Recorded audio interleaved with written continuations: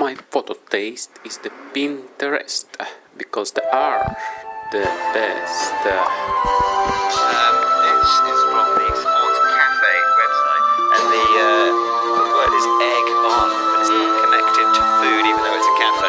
No eggs involved. No eggs involved. So, as we know, Brazil's Thiago Braz da Silva won this gold medal, Right.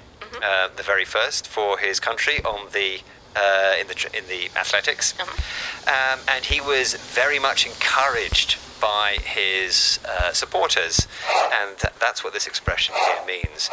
Egged on by the home crowd. He was egged on. He was encouraged. Now, it's interesting, this word, because in this sense, obviously, it's quite positive. Yes. He got a lot of warm encouragement. But it's also often used to mean that someone's encouraged to do something that they really shouldn't be doing. Something naughty. That's right, yeah. So, for example, Sean, when we were really busy trying to get this program ready, and you kept saying, don't worry, let's go outside to a cafe and have a coffee and, just waste a bit of time. You were egging me on. You were egging me on to do something that I shouldn't be doing. So I was a bad influence on you. Exactly. Okay, promise no more egging on. Yeah, good. And how about the last word? We've got a nice word to finish off here. This is a great word. I like this word. It's from news.com, an Australian site. Thiago Braz da Silva sent Brazil into pandemonium. I like this word pandemonium because it kind of sounds like what it is. Yeah. It means sort of chaos and craziness. And the word itself is quite sort of chaotic and crazy. It's a long word. It's got a lot of interesting sounds in it. Pandemonium. Sounds chaotic. It does, doesn't it? So here it's quite positive, obviously. They were excited and happy. But is it always used in a positive sense? No, it isn't. So just like the previous words we were looking at, this word can mean something positive, and here it is, but it can also refer to negative situations. So, Sean, you have difficulty getting to work at the moment. There's don't a you? train strike, yes. So last week when there was a rail strike on, people were shouting, people were getting angry. It was complete pandemonium at the station. Yes. Yeah. And not in a good way. No. Not in a winning a gold medal way, more in a angry way. Yeah, okay, good. Okay, now let's hear from Steve Backley, who is a commentator for the BBC. Listen out for the pandemonium of the crowd and also for the expression egg on. The whole of Brazil will be egging this man da Silva to go clear. A national record beckons, 6:03, second attempt. He's got it!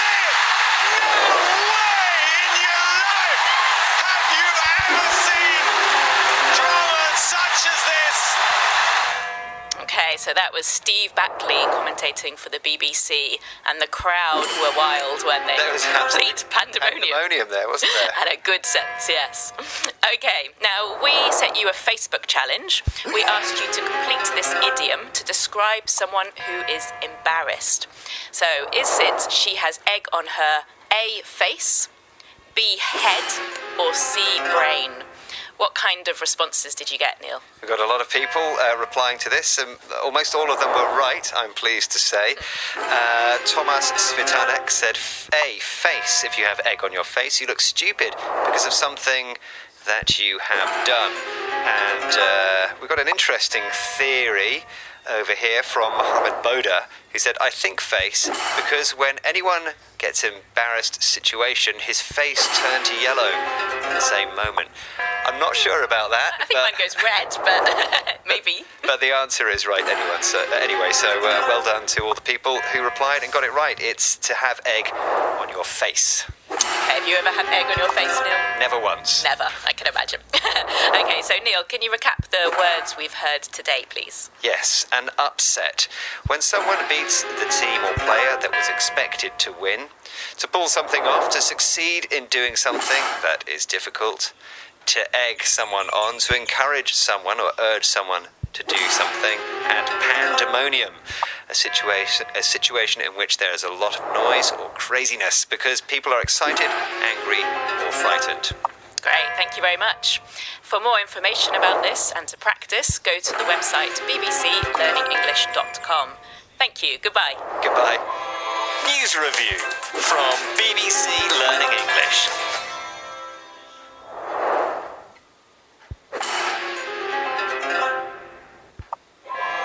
News review from BBC Learning English. Hello and welcome to News Review, the programme where we give you the language to help you talk about the news.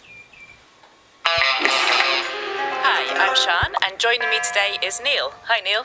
Hi there, Sean. What story do you have for us today? Well, we've got a very happy story about success for the home nation at the Olympics. Oh, so success for Brazil. Okay, let's hear the story. In Rio, the Brazilian pole vaulter Thiago Braz da Silva has won the host country its first athletics gold medal of the Games. In a thrilling final, he broke the Olympic record to defeat the world record holder Renaud Lavillenie of France. My photo taste is the Pinterest because they are the best.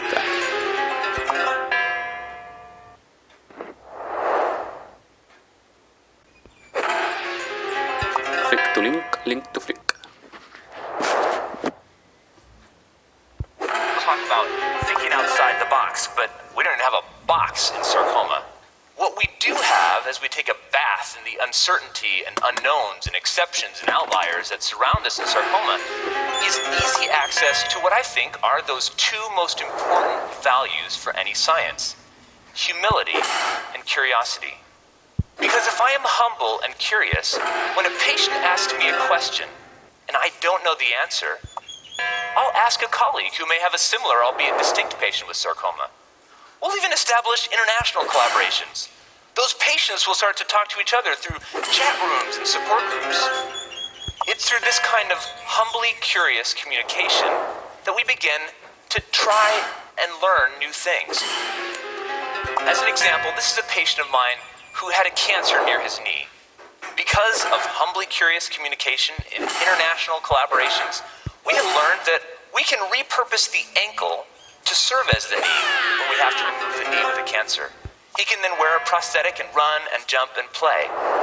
This opportunity was available to him because of international collaborations. It was desirable to him because he had contacted other patients who had experienced it. And so exceptions and outliers in medicine teach us what we don't know, but also lead us to new thinking. Now, very importantly, all the new thinking that outliers and exceptions lead us to in medicine does not only apply to the outliers and exceptions. It is not that we only learn from sarcoma patients ways to manage sarcoma patients.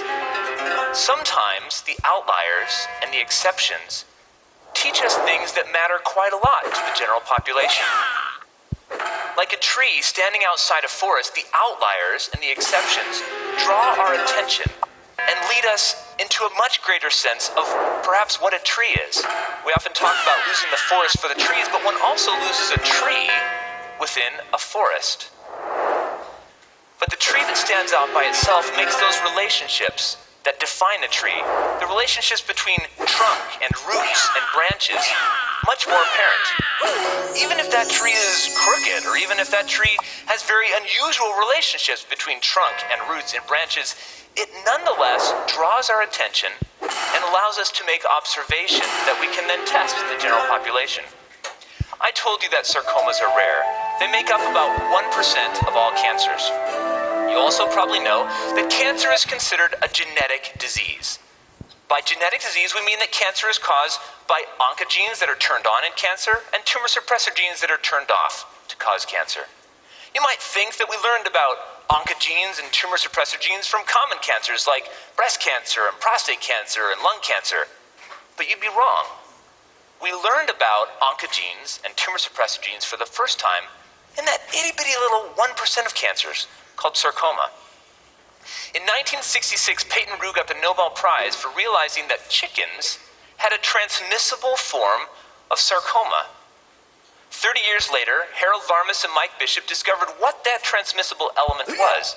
It was a virus carrying a gene, the Sark oncogene. Now, I will not tell you that Sark is the most important oncogene. I will not tell you that Sark is the most frequently turned on oncogene in all of cancer. But it was the first oncogene. The exception, the outlier, drew our attention and led us to something that taught us very important things about the rest of biology. Now, TP53 is the most important tumor suppressor gene. It is the most frequently turned off tumor suppressor gene in almost every kind of cancer. But we didn't learn about it from common cancers. We learned about it when Drs. Lee and Frommeni were looking at families, and they realized that these families had way too many sarcomas. I told you that sarcoma is rare. Remember that a 1 in a million diagnosis, if it happens twice in one family, is way too common in that family. The very fact that these are rare draws our attention and leads us to new kinds of thinking. Now, many of you may say, and may rightly say, that, yeah, Kevin, that's great, but you're not talking about a bird's wing. You're not talking about moons floating around some planet Jupiter. This is a person. This outlier, this exception may lead to the advancement of science, but this is a person. And all I can say is that I know that all too well. I have conversations with these patients with rare and deadly diseases. I write about these conversations. These conversations are terribly fraught. They're fraught with horrible phrases like, "I have bad news," or "there's nothing more we can do." Sometimes these conversations turn on a single word: terminal. Silence can also be rather uncomfortable. Where the blanks are in medicine can be just as important as the words that we use in these conversations. What are the unknowns? What are the experiments that are being done? Do this little exercise with me. If you see up there on the screen, you see this phrase, nowhere. Notice where the blank is.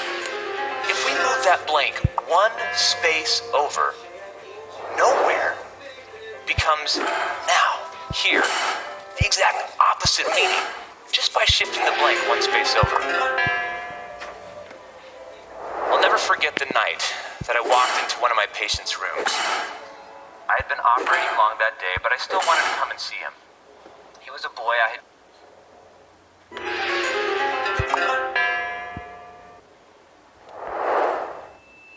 had been operating long that day, but I still wanted to come and see him. He was a boy I had diagnosed with bone cancer a few days before. He and his mother had been meeting with the chemotherapy doctors earlier that day, and he had been admitted to the hospital to begin chemotherapy. It was almost midnight when I got to his room. He was asleep. But I found his mother reading by flashlight next to his bed. She came out in the hall to chat with me for a few minutes. It turned out that what she was reading was the protocol that the chemotherapy doctors had given her that day. She had memorized it. She said, "Dr. Jones, you told me that we don't always win with this type of cancer. But I've been studying this protocol. I think I can do it. I think I can comply with these very difficult treatments. I'm going to quit my job. I'm going to move in with my parents. I'm going to keep my baby safe." I didn't tell her. I didn't stop to correct her thinking. She was trusting in a protocol that even if complied with, wouldn't necessarily save her son. I didn't tell her. I didn't fill in that blank. But a year and a half later, her boy nonetheless died of his cancer. Should I have told her? And many of you may say, so what? I don't have sarcoma. No one in my family has sarcoma. And this is all fine and well, but it probably doesn't matter in my life. And you're probably right. Sarcoma may not matter a whole lot in your life. But where the blanks are in medicine does matter in your life. I didn't tell you one dirty little secret. I told you that in medicine we test predictions in populations. But I didn't tell you, and so often medicine never tells you, that every time an individual encounters medicine, even if that individual is firmly embedded in the general population, neither the individual nor the physician knows where in that population the individual. Flick to link, a link to flick.